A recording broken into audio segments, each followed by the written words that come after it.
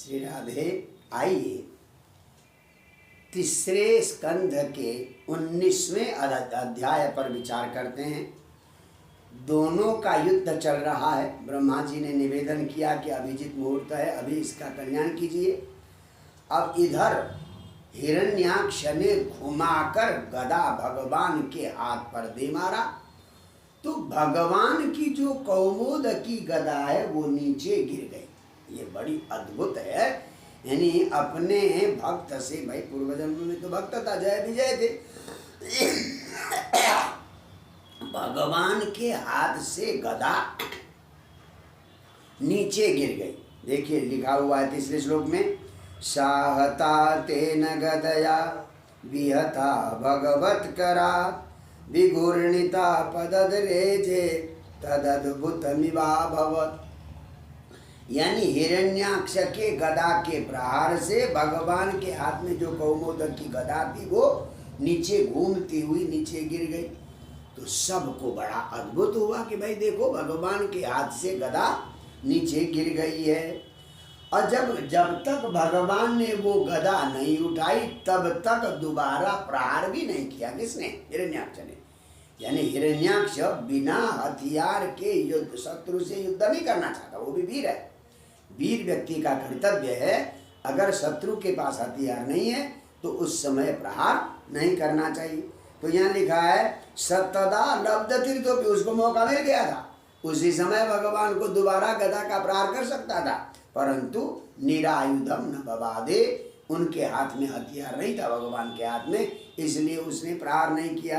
क्यों? मानयन समृद्धे धर्म, ये युद्ध का धर्म है। युद्ध में अगर अपने प्रतिपक्ष के पास हथियार नहीं है तो हथियार प्राप्त होने तक प्रतीक्षा करनी चाहिए।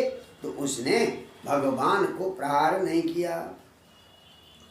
तो ऐसा दृश्य देखकर देवता जो डर गए, तो सारे देवता जो स्वर्ग से युद्ध देख रहे डर गए और कहने लगे कि स्वस्ति ते मुम, प्रभु आपका कल्याण हो, आपका कल्याण हो, कहीं ऐसा न हो कि हिरण्याक्ष जीत ले। देवताओं को भी बड़ी चिंता होने लगी। तो फिर उसके बाद जब भगवान ने दूसरा हथियार उठा लिया, तो तब जाकर भयंकर दाढ़ वाला वो भगवान के प्रति स्वगदया हतोषी इति अभिप्लुत्य अन, अब मर गया कहकर जोर से मारा। किसने? उस हिरण्याक्ष ने। तो भगवान, तो उन्होंने सब बेना बाएं हाथ से उसकी गदा को पकड़ लिया और फिर उसके बाद कहा, भगवान ने फिर अपनी गदा चलाई। ताम स आपततिम वीक्ष्य भगवान समवस्थित जग्राह लील, जैसे गरुड़ आती हुई सर्पिणी को पकड़ लेता है, सर्पिणी डसने के लिए आ जाए तो जैसे गरुड़ पकड़ लेता है, वैसे उसके प्रहार किए गए उस गदा को भगवान ने पकड़ लिया। तो जब उसका पुरुषार्थ नष्ट हो गया तो भगवान ने कहा ले गदा और मार ले। तो उसने वो गदा नहीं ली, भगवान ने उसको गदा वापस दी, नहीं लिया। तो उसने त्रिशूल उठा लिया, भयंकर त्रिशूल उठा लिया। तो जब त्रिशूल उठा लिया तो त्रिशूल का प्रहार भगवान की छाती पर किया, पर भगवान को उससे कोई फर्क नहीं पड़ा।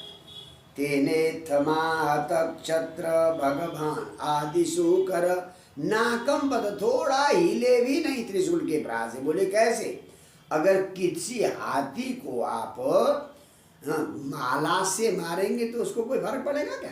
सृजा हत द्विपैव, जैसे माला से मारने पर हाथी को कोई फर्क नहीं पड़ता, हिरण्याक्ष के द्वारा त्रिशूल से मारने पर भगवान को कोई फर्क नहीं पड़ा।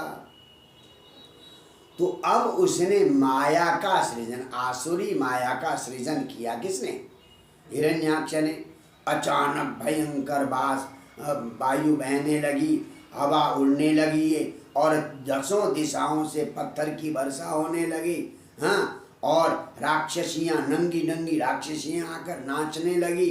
तो ऐसा अपना आसुरी माया का प्रयोग किया। किसने? हिरण्याक्ष ने। तो भगवान ने सोचा कि भाई इस आसुरी माया को तो हमारा सुदर्शन ही नष्ट करेगा। भगवान ने अपने सुदर्शन चक्र को आदेश दिया।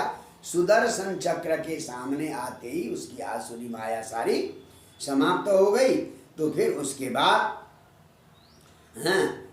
उसके बाद भगवान ने उसकी कनपट्टी पर एक हाथ क्या मारा, वो चक्कर खाता हुआ नीचे गिर गया और वो उसका प्राण निकल गया। किसका? हिरण्याक्ष का। और तो जब उसके प्राण निकल रहे थे, आंखों से वो वराह भगवान को ही देख रहा था। तो देवता कहते, देखिए बड़े बड़े योगियों को भी ऐसा अवसर नहीं मिलता, जब प्राण जा रहे हों तो सामने भगवान का दर्शन हो। तो ये इतना बड़ा दुष्ट असुर होने पर भी मुखम प्रपश्यन तन्मुत्सर्ज, भगवान के दिव्य मुख का दर्शन करते हुए शरीर का त्याग किया। इस प्रकार से जो हिरण्याक्ष का उद्धार हो गया। तो ये 19वें अध्याय की कहानी। जय जय श्री राधे।